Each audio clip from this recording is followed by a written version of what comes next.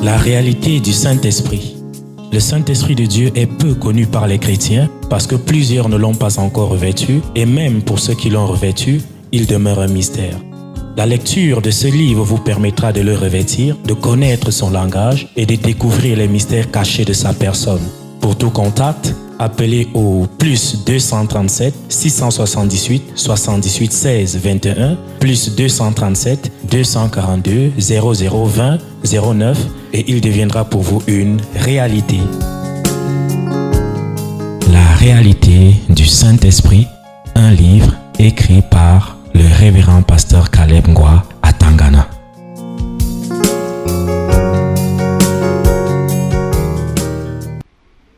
Si maintenant là, on apportez-nous un peu le tableau.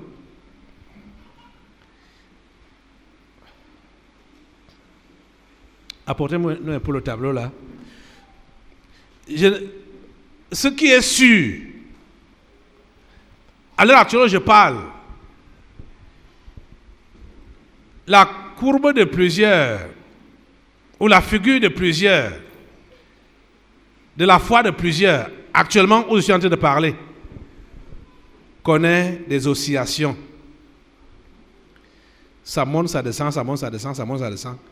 Très peu sont ceux-là, depuis qu'ils ont commencé, ils sont allés comme ça, tout droit. La constance. Voilà ce qui fait à ce que l'Église ne soit pas forte. L'inconstance. L'inconstance fait à ce que l'Église ne soit pas forte, ne puisse pas porter l'Évangile loin.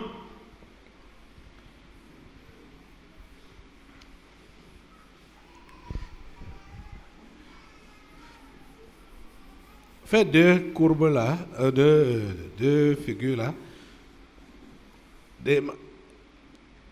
Le début de la foi. Hein?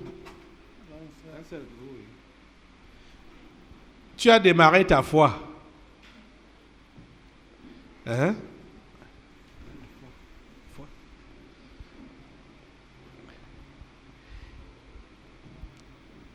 Il est rare de voir des gens qui démarrent de ce point de la foi et qui montent.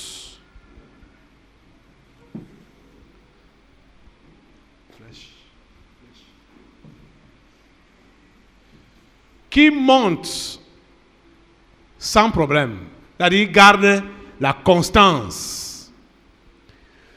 Mais ce qu'on rencontre, c'est ceux-là qui montent en oscillant.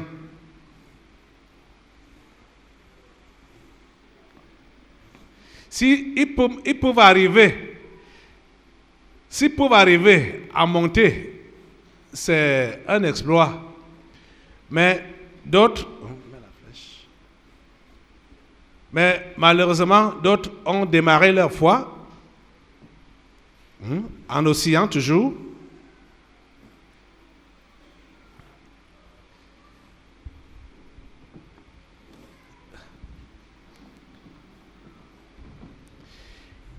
Il y a trois types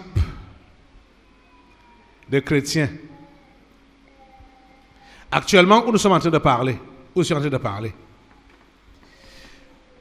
Le nombre de ceux qui ont cette constance est à compter au bout des doigts. Ceux qui sont ici au milieu, ils sont aussi là, mais ceux qui, la troisième classe là, qui sont en train de monter, descendre, beaucoup ont fait même un stop. Au lieu de s'efforcer à monter, ils ont commencé à descendre, ou bien ils ont continué à descendre. Ils ont mis un stop ou un frein à leur foi. Oui, ceux-ci sont plus nombreux. Actuellement, nous parlons.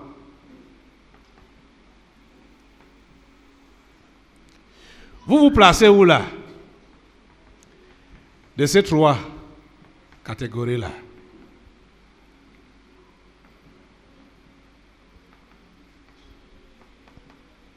Vous vous placez où? Vous vous connaissez, hein? Et Dieu vous connaît.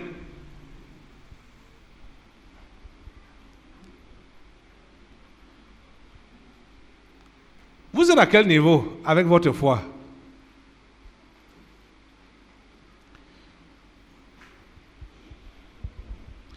Tu as suivi de loin ma constance.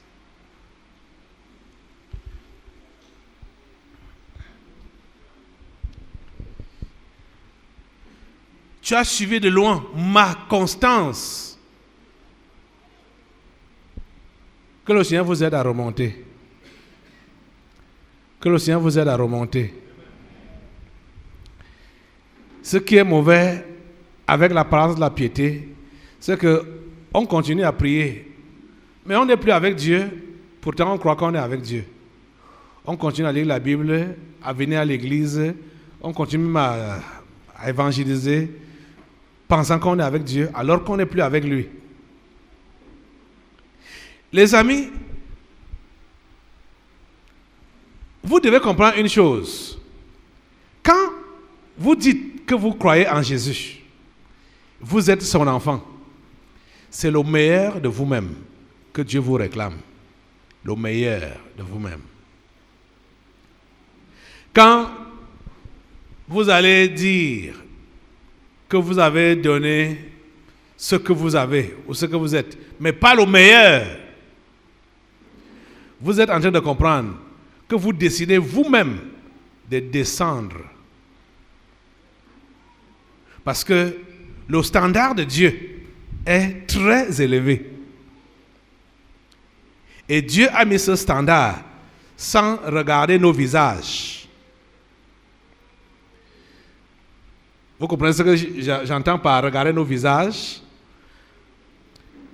Vous savez, quand on regarde les visages, on est prêt à faire le favoritisme. Ce visage me plaît, ok, je lui fais faveur. Le visage m'énerve. Hey, toi, je te durcis la chose. Non.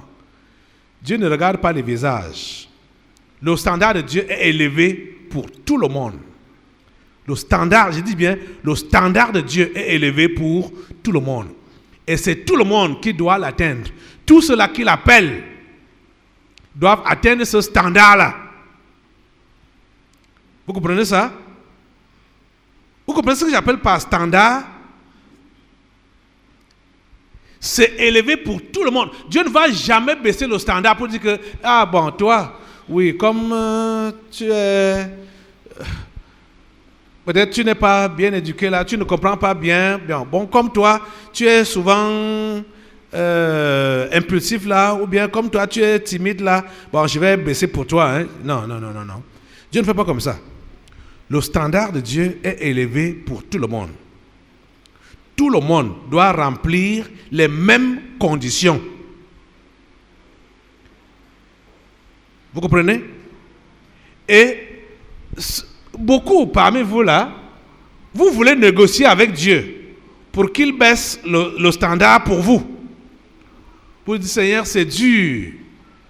Seigneur, c'est dur.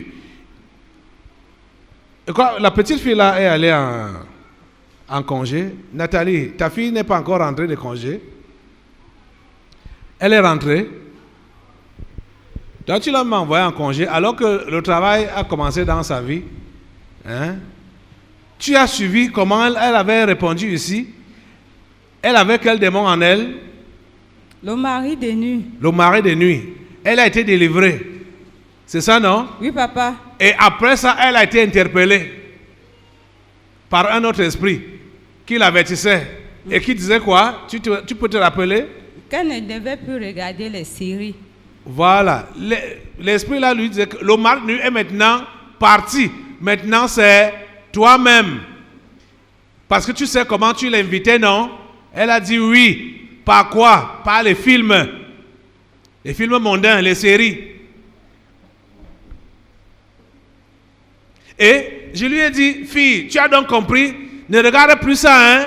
Elle me dit, mais pasteur, c'est dur. Vous comprenez ça? Donc, et c'est comme ça que plusieurs fonctionnent.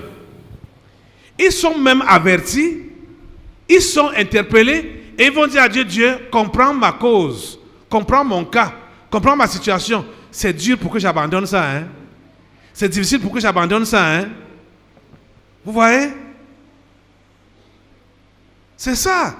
Dieu ne va pas baisser nos standards pour toi, particulièrement, parce que tu estimes que c'est dur. Il ne va pas le faire. Et il ne peut pas le faire. Baisser le standard pour toi. Le standard de Dieu est élevé pour tous les chrétiens. Ce n'est pas que parce que tu es... il y a certains chrétiens qui pensent que, oui, bon, comme lui, c'est le pasteur, il est obligé, puis c'est lui qui nous enseigne. Donc il faut que son standard soit trop élevé. Il ne faut pas qu'il nous oblige. Nous sommes des fidèles. Donc nous autres, on peut... Hein, puisque je vous ai déjà enseigné ici que les films mondains chrétiens là, ça ne vaut pas, je veux dire, même chrétiens, c'est comme les gérants font là, films soi-disant chrétiens. Ils ont d'abord fait la sorcellerie pour voir comment les gens font la sorcellerie. Hein? Si pour vous faire ces trucs-là, je vous ai dit, ne regardez pas ces choses-là, ça n'élève pas votre esprit. Ça n'élève pas votre esprit. Et toi, tu vas dire, mais pasteur, toi, tu peux ne pas regarder. Nous autres, on va se distraire comment? Hein? Nous, on doit regarder. Donc, vous baissez votre standard. C'est le standard du pasteur qui est élevé. Vous êtes en train de comprendre ça? Le standard de Dieu est élevé pour tout le monde. C'est élevé pour tout le monde. Donc, Dieu seul sait comment elle se comporte là-bas au village. Il y a la télé là-bas, non? Non, papa. Tu es sûr? Il n'y a pas la télé chez la grand-mère. Ok, heureusement. Heureusement. Parce que c'était ses propos ici. Pasteur, c'est dur. Hein? Vous voyez ça? Merci beaucoup. Donc, Dieu a le même standard pour tous. Puisque déjà, pour être son ouvrier, son outil ou son serviteur, il faut d'abord que tu sois son enfant. Hein? Je me rappelle il y a des années en arrière, un jeune garçon m'avait accosté pour me demander, pasteur, qu'est-ce qu'on doit faire, qu'est-ce qu'on fait pour être un bon pasteur? Je lui ai dit qu'un bon pasteur est d'abord un bon chrétien. On n'est pas, mais la religion, c'est pas ça que la religion enseigne. La religion, il faut aller à l'école biblique, il faut aller à l'école de théologie, il faut être formé, hein, et avoir un bagage et savoir donc haranguer les gens. Et quand tu prêches comme ça là, tu mets souvent des petits exemples amusants pour que les gens soient détendus. Hein? Là, on va dire, ah, notre pasteur là, il prêche bien. Hein? Il prêche bien. Un bon pasteur est d'abord un bon chrétien. Si on peut avoir de bons pasteurs alors. Parce que quand je vois avec Jésus lui-même, il dit qu'il n'y a personne de bon, si ce n'est Dieu seul. Parce que quand le jeune homme riche l'a appelé bon maître, Jésus lui a dit non, pardon, laisse ça, laisse-nous ça. Je connais un seul bon, c'est Dieu. Donc, tu veux être utilisé par Dieu, comprends que le standard qu'il a pour toi a le même niveau que les standards qu'il a pour tous ses enfants. C'est le même standard. Paul parlait ici à son enfant dans la foi. Et il l'interpelle à regarder comment lui-même Paul a cheminé et copié au travers de son cheminement. Il lui a pas dit, comme moi je suis ton père, voilà, moi j'avais un standard très élevé, et comme toi tu es mon enfant, tu as donc un standard moyen. Non, ce n'est pas ça. C'est le même standard. Il faut que nous le comprenions. Et c'est ça qui va permettre à ce que nous soyons utiles pour Dieu. Jésus est le modèle parfait. Et nous devons copier au travers de lui. Sans dire que lui, il était Dieu. Quand vous allez voir quelqu'un qui dit, en prenant l'exemple de Jésus, lui, il était Dieu, on ne peut pas faire comme lui. Vous avez dit, dans les années à venir, ou même dans les jours à venir, je ne sais pas si celui-là va demeurer dans la foi. Parce que, si vous avez lu Hébreu nous a fait comprendre que Jésus a été tenté en toutes choses comme nous et il n'a pas commis de péché. Il a été tenté en toutes choses comme nous. Il a connu la faiblesse comme tous les humains. Mais il y avait quelque chose qui le sauvait. C'était quoi? Sa mission. Donc, quand tu sais que tu as été appelé par Dieu et tu as donc une mission, tu dois te rassurer que tu accomplis bien ta mission. Jésus savait que c'est Dieu qui l'a. Il n'est pas venu par lui-même. Tu dois comprendre que tu n'es pas là par toi-même. Tu ne vis pas par toi-même. Mais tu es là pour Dieu. Et tu vis à cause de lui et à cause de la mission qu'il t'a donnée. Et tu dois te rassurer que tu as fait exactement comme il te l'a demandé. Ça là, il ne faut pas que tu perdes cet objectif-là. Vous voyez, c'est quand on perd notre objectif qu'on peut s'emballer dans des futilités. Parce qu'on a perdu l'objectif. On ne sait plus où on va. On a oublié là où on va. On a oublié ce qui nous est demandé. Nous devons être focalisés sur notre objectif. J'ai été appelé par Dieu et je le représente dans ma société. Si cette société échoue, c'est à cause de moi. Si je n'ai pas fait ce que Dieu me demande de faire ou m'a demandé de faire. Donc, nous ne devons pas jeter le tort sur la société ou sur les païens ou sur les dirigeants rosicruciens, francs-maçons et consorts. Non. Quand ça ne va pas bien dans notre société, si tu es chrétien, regarde en toi-même. Est-ce que tu as accompli ta mission en tant que représentant de Dieu dans cette société-là? La société va dans la déperdition, la perdition à cause du fait que les appelés de Dieu ne jouent pas leur rôle. Ils ne jouent pas leur rôle. Ils sont là pour imiter ceux du monde, pour faire comme ceux du monde, au lieu de faire d'après le modèle que Dieu leur a montré. Vous comprenez ça? Tu as suivi de près ma constance. Au verset 11, il continue à énumérer les choses que Timothée a suivies de près. Mes persécutions, mes souffrances. À quelle souffrance n'ai-je pas été exposé à Antioche, à Icône, à Lystre? Quelle persécution n'ai-je pas supporté? Et le Seigneur m'a délivré de toutes. Voilà ce qui est bien avec Dieu. Tu vas souffrir, tu seras persécuté, mais le Seigneur va t'en délivrer. Mais tu dois comprendre que tu dois passer par là. N'esquive pas ça. Mais je ne te demande pas de provoquer ça. Tu ne vas pas provoquer, mais si tu vis pieusement, tu seras persécuté. Si tu es pieux, tu seras persécuté. Écoutez, je vais vous le dire. C'est ce que Dieu apprécie que le monde déprécie. C'est ce que Dieu apprécie que le monde rejette. Dans le monde, quand tu n'es pas celui-là qui donne à boire aux gens, tu es un méchant. Vous comprenez ça? Tu es un méchant.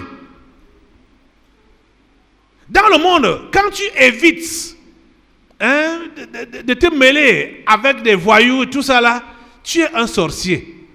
Pour le monde, tu es un sorcier. C'est un méchant sorcier qui ne donne pas à boire aux gens, qui ne peut pas communier avec les autres. Tu es un sorcier. Toi, tu sors d'où pour faire cette différence-là? Tu comprends, non? C'est ça qui se passe. Mais voilà donc ce qui arrive à certains qui veulent plaire à Dieu et plaire au monde. En même temps, c'est eux qui tombent dans le piège. Parce que quand il va donc être intrigué là-bas dans le monde, que voilà, mais votre Bible là vous enseigne l'amour, non? Pourquoi tu nous rejettes? C'est le sorcier qui te dit ça. Hein? Pourquoi tu nous rejettes? Il veut seulement que tu dises, je ne vous rejette pas. La nuit, il va te visiter. Tu comprends ça? Je dis la nuit, il va te visiter. Ça dit, toutes les fois que tu n'as pas été ferme dans ton langage avec les païens, tu as commencé à avoir des cauchemars, à être visité d'une manière mystique dans la nuit, et ça affecte ta foi. Tu vois que tu te lèves, tu es abattu, tu te lèves, tu ne peux plus prier comme auparavant. Pourquoi? Parce que tu as laissé passer. Il a dit que non, cette fois-ci, je ne vais pas les choquer. Ils connaissent déjà comment ma position. Tu te tais, tu ne parles pas. Tu vas voir comment ils vont te visiter. Et ils vont affecter ta foi. Ta position en Christ doit être claire, de jour comme de nuit. Tu comprends ça? Ta position en Christ et pour Christ doit être claire, de jour comme de nuit. Même si tu avais déjà dit à ces gens-là que voici ma position en Christ, et les semaines passent, les mois passent, les années passent, ils reviennent à la charge pour te proposer les mêmes choses. Ne te tais pas pour dire qu'ils savaient déjà. Hein? Ils savaient. Pourquoi ils ont parlé? Pourquoi ils ont parlé? Ils savaient, non? Mais il faut que toi, tu redises aussi la même chose, sans te taire, sans camoufler. Parce qu'ils sont en train de tâter le terrain pour voir, est-ce que tu es encore ferme comme au début là? Est-ce qu'ils peuvent te pénétrer? Est-ce qu'ils peuvent t'avoir? Ils vont te tenter. Ils vont te tenter, ils tâtent le terrain pour voir si c'est pénétrable. Donc il faut que tu montres donc aussi ta fermeté, en réitérant les mêmes propos que tu leur avais dit auparavant, que je ne suis plus la même personne. Vous comprenez? Ça va te maintenir en ascension. Tu vas donc monter, tu vas continuer à monter. Tu seras constant. Or, tout cela, ils ont bien démarré. Boum! Et après, quelque temps là, je ne sais pas, des semaines, des mois ou des années, ils sont arrivés ici où ils ont rencontré une attaque, une provocation. Parce qu'ils se sont tus. Ils ont dit, bon, ils savent déjà, non, je leur avais déjà dit. Vous n'avez pas parlé, vous n'avez pas réitéré votre position, vous allez voir comment vous êtes en train de descendre. Vous n'allez pas sentir comment vous êtes en train de descendre. Il faut que vous soyez peut-être interpellé par un message comme celui-ci avant de reprendre encore la remontée.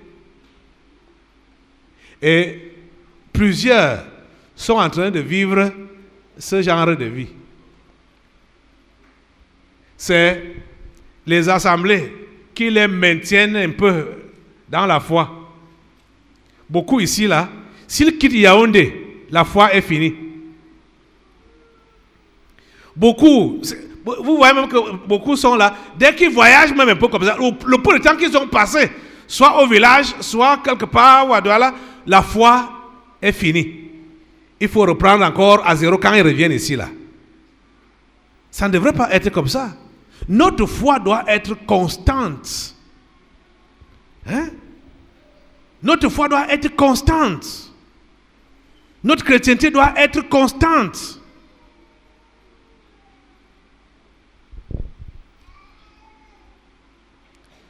Tu as suivi de près mes passions, mes souffrances. Et il commence à énumérer dans les différents endroits où il a eu à souffrir. Mais certains parmi vous, qu'est-ce que vous faites? Quand vous avez déjà enduré une souffrance et une autre s'annonce sous une autre couleur, vous dites, hey, Dieu, regarde, l'autre jour j'ai souffert, à tel endroit, ça avait quelle couleur, c'était comme ça. Maintenant, là, cette façon encore, c'est quoi? Tu vois que dès que tu réagis de cette façon-là, tu commences à baisser au niveau de ta foi. Paul a souffert dans beaucoup d'endroits et de différentes manières. Quand il raconte même aux Corinthiens, ce qui fait sa gloire, ce n'est que des choses que vous considérez aujourd'hui comme négatives. Hein? Les noyades, les bastonnades. Lui se glorifie de ça. C'est ça qu'il raconte. Peut-être il faut qu'on ait encore un peu là dessus. Allons dans les Corinthiens là. Est-ce que vous êtes un homme pieux? Hein? Est-ce que vous êtes un homme pieux?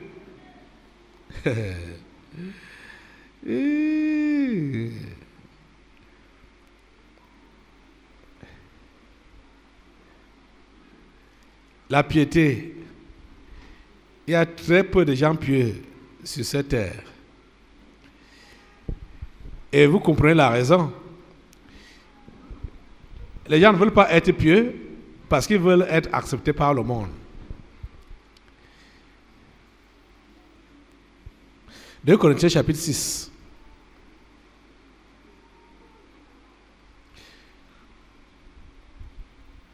Vous allez lire 2 Corinthiens chapitre 6, du verset 3 jusqu'au verset 10.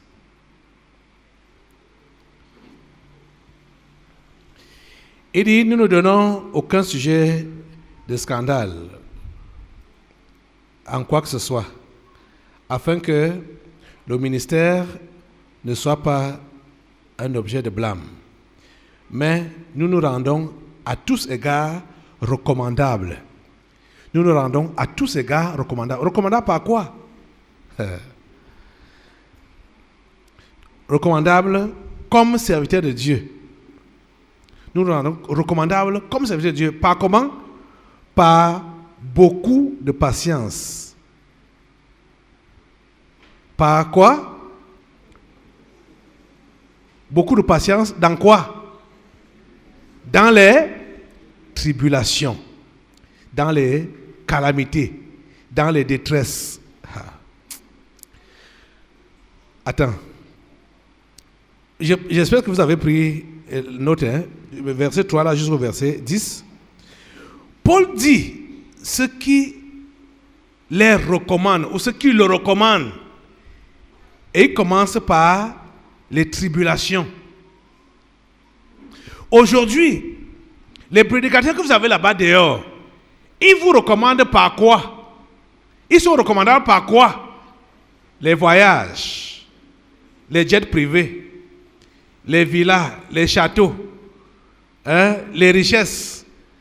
Voilà leurs recommandations. À quoi ils sont recommandables? Pour montrer qu'ils sont les grands serviteurs de Dieu. C'est différent de Paul. C'est différent de Paul. Nous sommes en train, le sous-thème que nous développons depuis un certain temps, par rapport à ce thème qui est ici derrière, c'est l'importance de la restauration de l'esprit apostolique. C'est ça que nous sommes en train de voir. Et regardez ce que Paul dit. Recommandable dans quoi? recommandable comme serviteur de Dieu. Par quoi? Par beaucoup de patience dans les tribulations. Beaucoup de patience dans les tribulations, dans les calamités, dans les détresses, sous les coups, dans les prisons, dans les troubles, dans les travaux, dans les veilles, dans les jeûnes, par la pureté, par la connaissance, par la longanimité, par la bonté, par un esprit saint, par une charité sincère, par la parole de vérité, par la puissance de Dieu, par les armes offensives et défensives de la justice, au milieu de la gloire et de l'ignominie, au milieu de la mauvaise et de la bonne réputation, étant regardé comme imposteur, quoique véridique. C'est ça alors qui caractérise les vrais serviteurs de Dieu. Ils sont regardés comme des imposteurs dans leur vérité, dans leur véracité. Ils sont regardés comme des imposteurs. Regardés comme imposteurs, mais quoique véridiques, comme inconnus, quoique bien connus, comme mourants, et voici, nous vivons, comme châtiés, quoique non mis à mort, comme attristés, et nous sommes toujours joyeux, comme pauvres, et nous enrichissons plusieurs, comme n'ayant rien, et nous possédons toutes choses. Alléluia. Alléluia. Voilà la vraie recommandation. Comme n'ayant rien, mais possédant toutes choses. Celui qui dit donc qu'il est enfant de Dieu et il n'a rien, il se regarde, dit ouais, cette vie, cette foi, ça m'a apporté quoi? Je n'ai rien. Effectivement, tu n'as rien. Tu n'as rien, tu n'as pas Jésus. Quand tu dis que tu es chrétien et tu te considères comme pauvre et n'ayant rien, ça veut dire que tu n'as rien. Tu n'as rien. Et il te faut avoir Jésus pour avoir tout. Tout, pas dans le sens du monde où tu es bourré, tes magasins sont bourrés, ta maison est bourrée, ton frigo est bourré, tes poches sont bourrées, ton compte en banque est fourni. Ce n'est pas dans ce sens-là. Ce n'est pas dans ce sens-là. Quand tu as Jésus, tu as tout dans le sens que malgré que tu peux ne rien avoir physiquement, matériellement, financièrement, mais Jésus est ta satisfaction. Ce n'est pas une vaine consolation, les amis. Ce n'est pas une vaine consolation, c'est la pure vérité.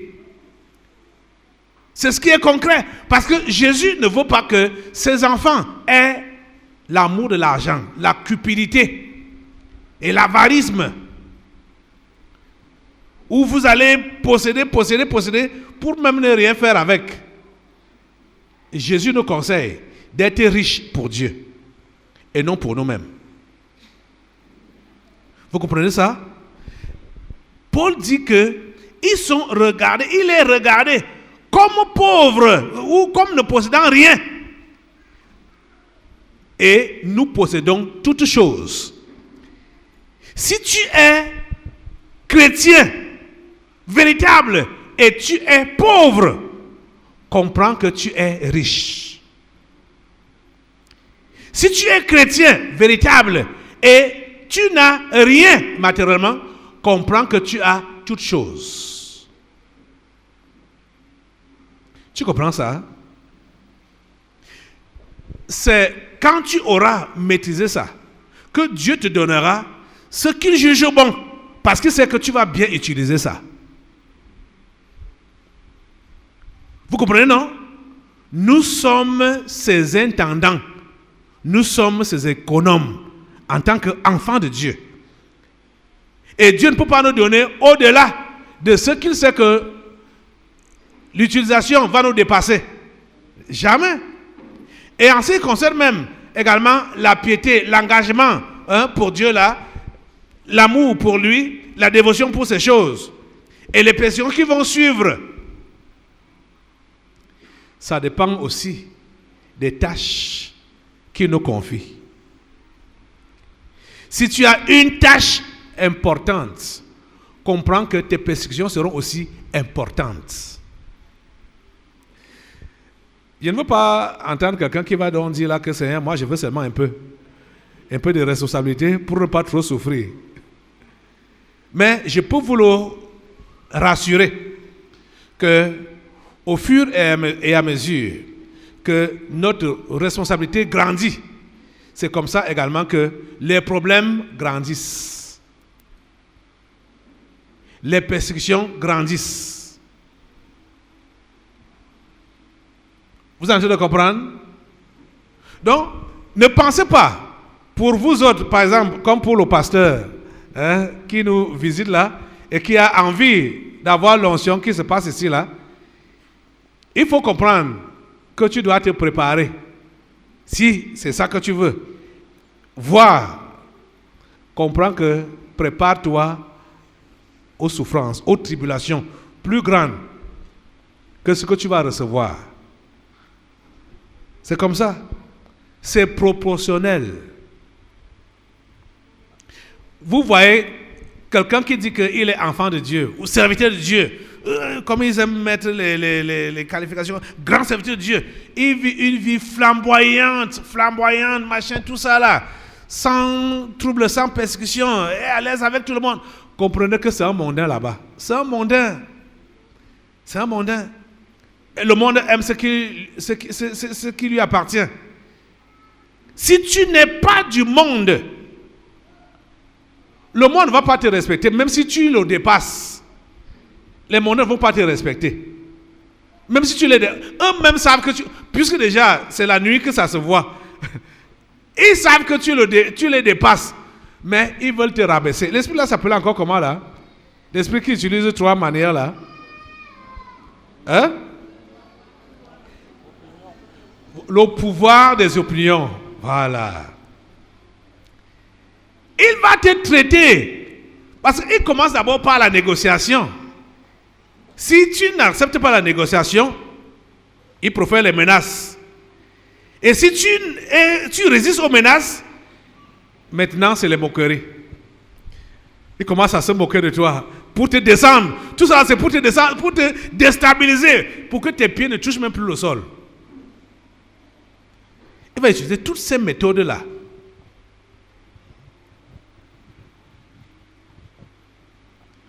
Donc, vous autres, je ne sais pas depuis combien de temps vous avez cru. Votre thermomètre de la foi doit se voir par les persécutions que vous avez. Si depuis que vous avez cru, les persécutions ont commencé au niveau soit de la famille ou bien au niveau des collègues, et que actuellement ça a baissé, ça veut dire que vous avez baissé dans votre piété. Vous comprenez? Parce que au fur et à mesure que vous renforcez votre piété, c'est comme ça que les persécutions s'accroissent aussi. Si vous vivez les mêmes persécutions, c'est que votre foi est stationnaire, stagnante. Ça peut venir sous toutes les formes, les persécutions, ça peut venir sous toutes les formes.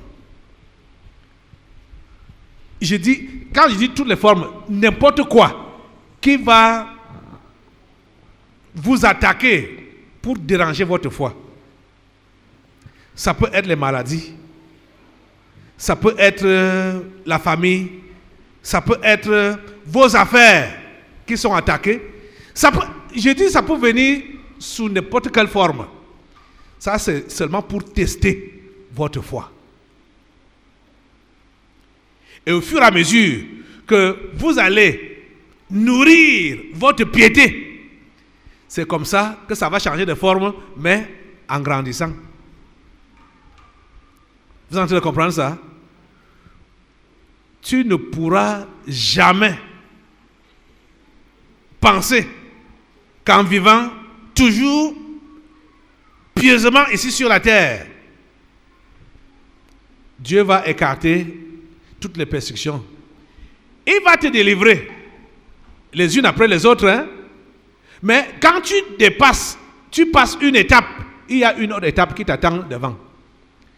Ne pense pas que tu auras mis une croix sur toutes les persécutions, dès que tu as traversé une étape. Donc, pour ceux-là qui sont peut-être en train de passer par une persécution maintenant là, ne pensez pas que dès que cette étape va finir, vous avez mis fin à la persécution.